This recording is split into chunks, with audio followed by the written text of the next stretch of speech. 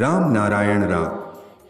અનેક જીવજંતુઓ છે જે ધ્વનિ દ્વારા જન્મ આપે છે અને એવા પણ ઘણા જીવ છે જેમને માનવીની ગરમી મળે ત્યારે તેઓ માટે જન્મ પ્રક્રિયા સરળ બની જાય છે.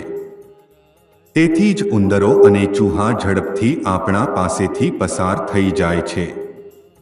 આપણું શરીર અનેક અણુઓ અને પરમાણુઓથી બનેલું છે જે ઈંડાની જેમ ફાટવાની રાહ જોઈ રહ્યું છે. આપણો જપ એક એવી શક્તિ છે જે અંદર ચાલુ રહે તો એ અણુપરમાણુઓને ફાટવામાં સહાય કરે છે. જે કોઈ પણ જીવ છે એ આ ગ્રંથિઓના ફાટવાથી જ આકાર પામે છે. તમારા અંદર પણ એ જ ગ્રંથિઓ છે અને દરેક જીવજંતુઓમાં પણ એ જ ગ્રંથિઓ છે. એક માણસ ઘોડો કેમ બની શકે? ઘોડામાં જે ગ્રંથિઓ છે, જે કોષોના વિકાસને કારણે તેને આકાર મળ્યો છે, એ ગ્રંથિઓનો વિકાસ કરવાથી તમારું પણ એ જ સ્વરૂપ બની જશે. પળભરમાં આવા પરિવર્તન કરવાથી કોઈ મુશ્કેલી નહીં થાય. કોઈ પણ ક્ષણે કોઈ પણ સ્વરૂપ ધારણ કરી શકાય.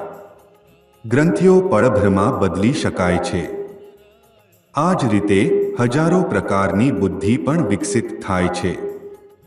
મનુષ્યમાં 4 ગ્રંથિઓ ખુલી છે. માનો કે 10,000 વર્ષમાં આ ખુલી અને 6 ગ્રંથિઓ વધુ ખુલી તો એ હાથી બની શકે અને બીજી કેટલીક ખુલવાથી બીજું સ્વરૂપ બની શકે. જપ અને ધ્યાનથી પણ બધી જ ગ્રંથિઓ નથી ખુલતી.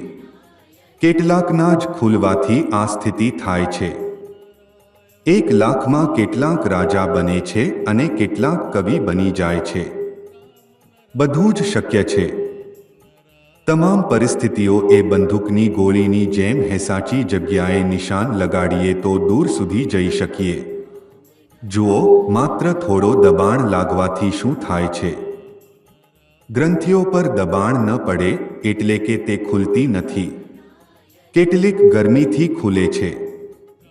મૂલાધારથી સહસ્રાર સુધી આ નામ શા માટે રાખવામાં આવ્યા છે? આ બધું ભેગું મળી વેદ બનાવે હે જ્ઞાનનો મહાસાગર.